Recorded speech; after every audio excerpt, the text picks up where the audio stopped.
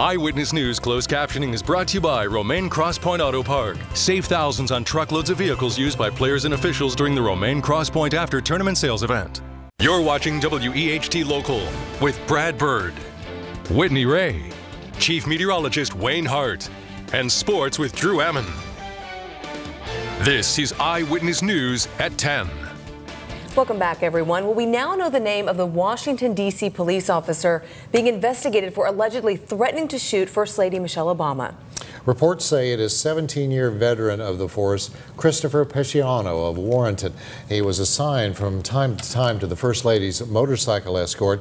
The Washington Post reports the threats were made Wednesday during a discussion among officers about White House security. The Post also reports the officer used his phone to show a picture of the gun he would use.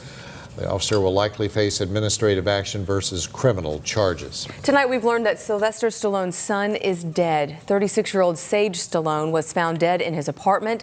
His longtime attorney says he does not know what may have caused his death. Sage is the son of Sylvester Stallone and his first wife, Sasha. Sage was engaged to be married and was working on various film projects at the time of his death. Our crazy summer. While we are praying for rain here in the tri-state, the rain has refused to let up in, of all places, Houston, Texas. You can see how it's creating big problems for people trying to get around.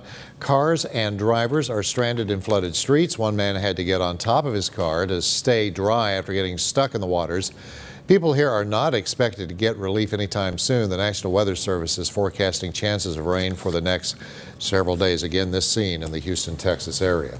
Well, it is hardly news to hear about surfers in the Pacific Ocean, unless, of course, they're goats. The video that you have got to see to believe, coming up next. Eyewitness News Skycam is brought to you by Owensboro Medical Health System.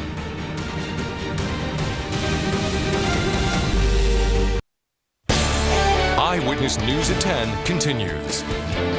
Well, usually we would not report on a house fire in a small California town that did not harm anyone. But what makes this one different is its cause, a spider. We'll make that actually a homeowner trying to get rid of a spider, something he definitely hates. The homeowner was using a blowtorch to remove cobwebs in the yard. I'm not really sure if that was a good idea to begin with. The flame ignited some dry plants nearby, and before you know it, the whole house up in flames. The family did get out safely, but firefighters say there's about $25,000 in damage to their home. Hopefully they have insurance. Wow. Well, beachgoers in Orange County, California were treated to an unusual sight in the Pacific Ocean. Surf's Up, a pair of goats named Gote and Pismo stood on surfboards and cruised the water.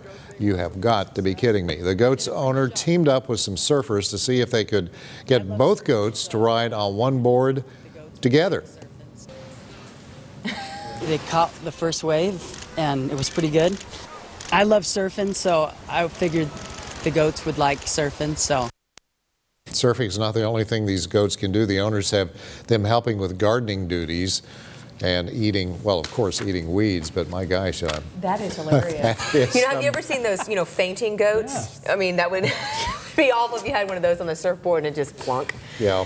Oh, extreme sports. We love it. That's why we always bring you in the mix on these types of stories. And we shift to basketball from the goats. There you go. Take it on. Okay, we're talking USA. I don't know how I can't get serious from that. Well, it's tough. Focus. It's good stuff. It's good stuff. We're talking a little USA hoops, and they got some new guys in their roster. More on that. Plus, we got baseball talking about Bossy Field. Otters highlights just ahead on Eyewitness News at 10. And now, your sports authority with Drew Ammon. USI's latest group of newcomers will add depth in the front court. Head coach Rodney Watson adds a guard as well. DeAndre McCamey, the lone backcourt player on this list, will be a junior for the Screaming Eagles after transferring from South Suburban College. Now up front, I mentioned they bolster that front court.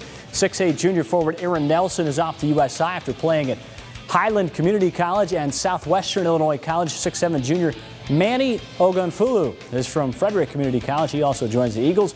And 6'7" Nick Hutchison will be a freshman at USI after playing at Greencastle High School. Anthony Davis recovering from an ankle injury. He contributed for Team USA last night, and he'll get a chance again playing in London later this month. Davis, the top overall NBA draft pick for the Hornets, had 9 points last night in an exhibition game against the Dominican Republic. Now, the former Kentucky standout will be on the 12-man roster for the Olympics. Now that the LA Clippers star Blake Griffin is out with a torn meniscus in his left knee. Team USA dominated the 113-59 win last night in Vegas against the team led by UK coach John Calipari. As for Coach Cal, well, he had this to say about Davis. Being around professional winners that all sacrifice for each other, that have a commitment to getting better, will push Anthony Davis's career ahead 2 years, in my opinion.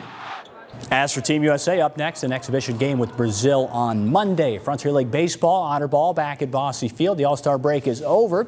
And Evansville gets some solid pitching from a local product. That's Adam Champion from North High School. Now Champion here with the strikeout, some high heat, gets it done to end this inning. A little bit later on, we get a base hit here in the game from Stephen Marino. A little blooper there for the Otters. They didn't get anything going after that, but they do win the game 3-1.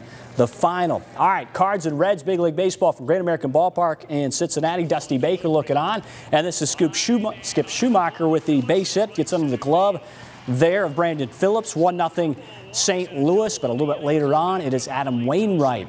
The highlight here, a nice strikeout of Jay Bruce. He was good through 4 innings, but the Reds come back. Todd Frazier with a home run to right here, and the Reds win it by 2. Take game 1 of the series final 5-3. Former Purdue star Drew Brees, according to ESPN sources, now has a deal that will pay him $60 million guaranteed. The contract is $100 million over 5 years, with $40 million for Brees set aside for next season alone, broken up as $37 million as bonus pay, $3 million for his salary. The Saints QB met his goal of getting a deal done before an important Monday 4 p.m. Eastern deadline. Brees had until then to sign a long-term deal to avoid playing this season under a franchise tender worth $16.371 million. Either way, you're talking about a lot of money, but the $60 million guaranteed for Brees. Not bad at all. Yeah. All right, looking pretty good out there tonight. All right, thanks a lot for joining us. We'll see you back here on Monday. Have a great weekend.